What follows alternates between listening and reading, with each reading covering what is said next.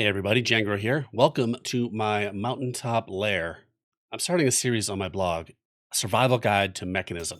And I'm doing it here in this Valhelsia 6 world, because that's what I'm playing right now with my family on a server. This is my workshop. I've got a lot done with Mechanism here, but I thought I would start over and take Mechanism right from the top and create a full guide about how to survive with this amazing mod. Stick around and we're going to go through the entire mod, step by step. Please give me a few seconds to thank our sponsor, Apex Hosting. If you want to play with friends and family, but you're tired of dealing with the headaches of self-hosting your Minecraft server, things like performance issues, tricky port forwarding, and worrying about backups, Apex has you covered. With one-click modpack installations, including Mechanism-based packs like Valhelsia 6, you can be up and running in under 5 minutes. Their powerful hardware and 24/7 support ensures smooth gameplay. If you do check them out, please use my link, django.com/apex. That supports the channel. Thanks to you and Apex for your support. Yeah, so like I said, this is kind of my workshop here. And I don't know, if you're like me, you kind of struggle to get started with the different mods. And then you get to the point where you have all the resources and it's like you're in creative mode, but you've done everything and poorly. And that's kind of my situation here. This is where we're headed with Mechanism. This is an ore tripler right here and some machines that just do all the things. I've got horrible, ugly gas burning generator set up, some windmills and solar panels upstairs, and I'm going to do it again in a nice, easy to follow guide. We're going to do it on this floor in my mountain base. Right down there is my old house, and it keeps catching on fire because of that lava down there, and we need that lava for our first step, which is to make a heat generator. But before you get started in Mechanism, I just want to stress that if you aren't set up with a couple stacks of each of these items here, you don't quite need as much gold, but get yourself a couple stacks of iron and osmium and coal, redstone, and some glass. And that'll make things a lot easier. So you're not just running back and forth to the mines or to the beach to just get a couple more pieces of that ore that you ran out of. So let's go down there, get that lava. I have free runners on. I left my jetpack behind. It was a little bit disconcerting. So my house keeps catching on fire because of this lava. So I just need to get that out of here. And here is the heat generator. And we also need to get this bit of lava out of here. So let's grab this heat generator. While I'm down here, I'm going to fix my Tetra pickaxe. I just fixed a diamond pickaxe with 2 hemp, not diamonds. That's what's great about Tetra. And there's the mountain lair. I was going to fly and show you, but I forgot my jetpack. We'll take another look at that later.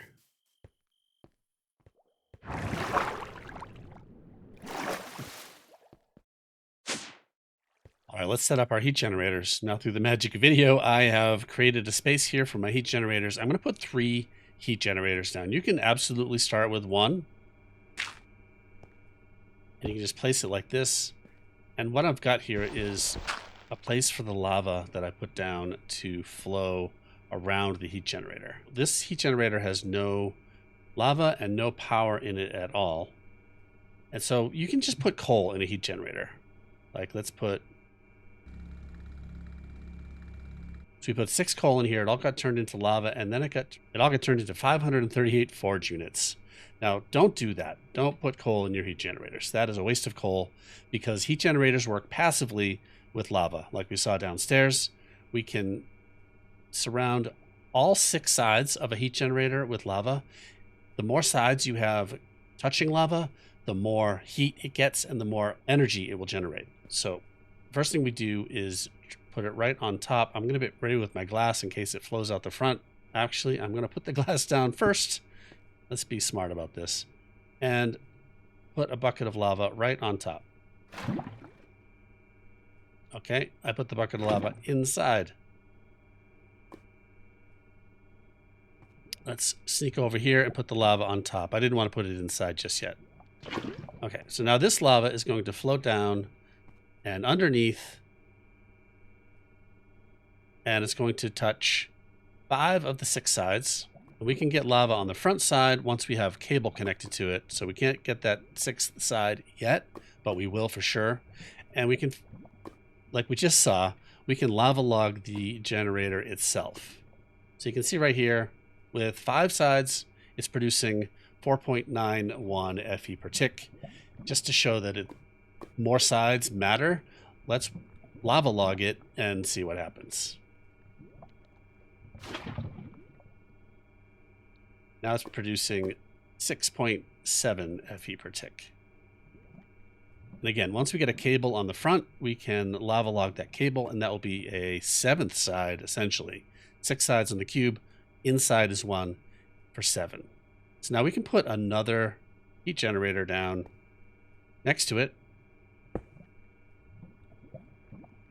And the lava will flow out and around. And because this one is lava logged, that is counting as a side of lava touching this one. So we can put our heat generators right next to each other as long as we lava log them. And I'm going to put a 3rd one down right here. And I'll lava log this 3rd one. And I need 1 more bucket of lava to lava log this one. And I'm going to need 3 more buckets to lava log the pipes in front. So eventually I'll need 4 more buckets of lava to get full capacity out of these heat generators. Amazing. So here is the start. I'll just put some glass down to round this out. And I like to surround anything that I have with lava with some block, so I know that if I'm digging in from the other side, that I'm about to dig into lava. So that's why I put bricks around the entire thing. And it looks nice. I'm not sure about the glass. We'll keep it there for now. But this looks pretty good. Now, of course, I already had these heat generators, but they are a really easy recipe. For heat generators, all you need is some iron, osmium, copper, furnace, and a couple of planks to get your heat generator. And that kicks you off in Mekanism. The next step is to make steel, which allows us to make universal cables, which is how we're going to get power out of our heat generators and connect to our machines. Now, of course, we need steel to make these universal cables, which are the energy cables in Mekanism. And to make steel, we need to use the Metallurgic Infuser. That's going to help us turn iron into steel. So without cables, we can just drop a machine right here in front of one of these heat generators to power it up. And then we can get cables, and then we can move our machines outward.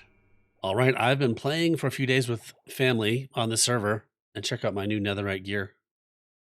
That is thanks to the Mekanism digital miner, which we'll get into hopefully pretty soon. Makes a huge difference as Mekanism is a ore-hungry mod. All right, let's get back to it. Here we are right where we left off, and I put an extra bucket of lava in there, so we're ready to go. And I've got a Metallurgic Infuser right here in my hand. I've got a couple of them. And let's just quickly look at how to make this. Really easy. Again, osmium, iron, couple furnaces, and redstone. Now, a Metallurgic Infuser takes some material like redstone, coal, tin, gold, diamond, obsidian, and infuses it into a metal to make a new metal. And the first one we need to make is steel. And we need steel to make the ultimate cables, which is energy transfer. So without cables, we have to plunk a machine right down in front of a heat generator. And then we put coal inside. And it fills up here. I put 4 coal, and you see here it made 40 millibuckets of carbon. So it's 10 millibuckets per coal. Just had to run and grab some iron. And we put a piece of iron in here. And that is going to turn this iron into enriched iron. And that used 1 coal to do that. And now we take that enriched iron, put it right back in the infuser for another coal. And that gives us steel dust. And we put that in the smelter. Let's do this the old-fashioned way, because this is what you're going to need to do initially. And there's our steel ingot. And now with 2 steel ingots and a redstone, we can make these basic universal cables. And there's the recipe right there. All right, let me break this with my configurator, which is a Mekanism tool. We need Infused Alloy energy tablets for this. So that's going to be a little while before you get a configurator, but it allows you to configure machines, acts as a wrench. Now let's set up a small assembly line of a couple of infusers. I'll do that right out here. Just run our cable out here, and it itself acts as like a mini battery. 2 infusers down here. We'll fill these each with some coal. And don't use too much coal here because we're going to be able to multiply coal once we get an enrichment chamber. So now we have 2 infusers with carbon in them, and now we can set up a little mini assembly line.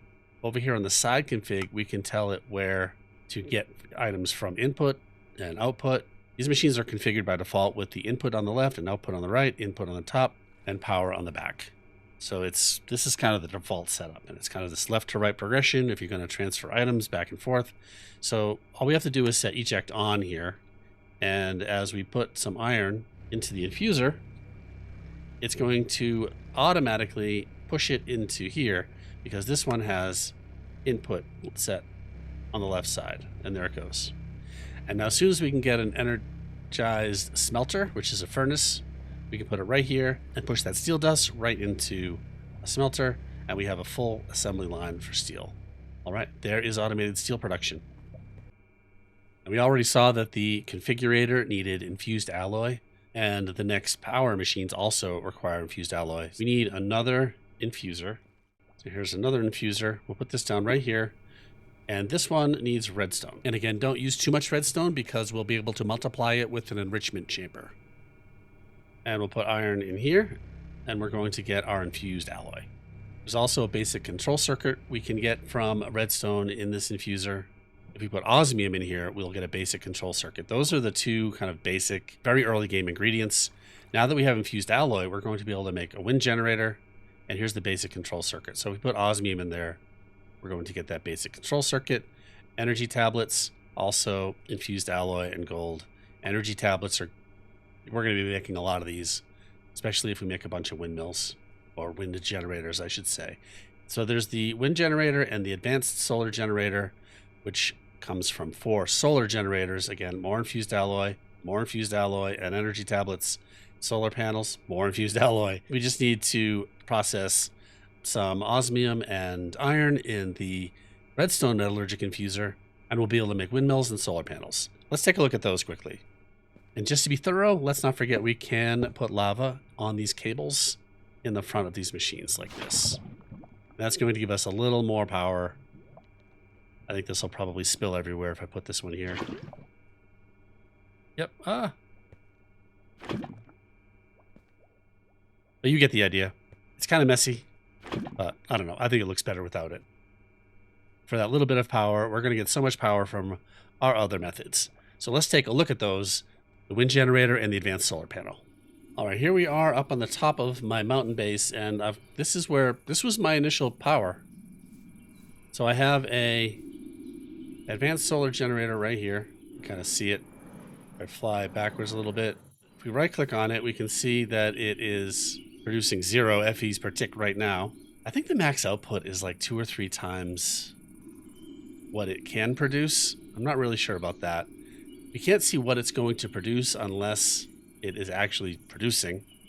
So what we'll do is we'll do a test with the windmill, and we'll see how high we can get with that. Our height right now is 134, and the wind generators make more or less power depending on where they're placed in the world. Let's just grab one of these. See what it does at different world heights. All right, let's go down to sea level and generate some power with the wind generator, and we'll see what it does. Put a wind generator down. I have an energy cube here which will tax the wind generator, and it will generate power. So now it is making as much power as it can, and it's producing 18 FE per tick, 19, which is not a lot. So now if we go back up to the top of the mountain, which is a practical place to put it, we'll put it right here as high as we can, and now it's producing about 88 FE per tick. And again, we're at 138. So what if we go up to the absolute world height?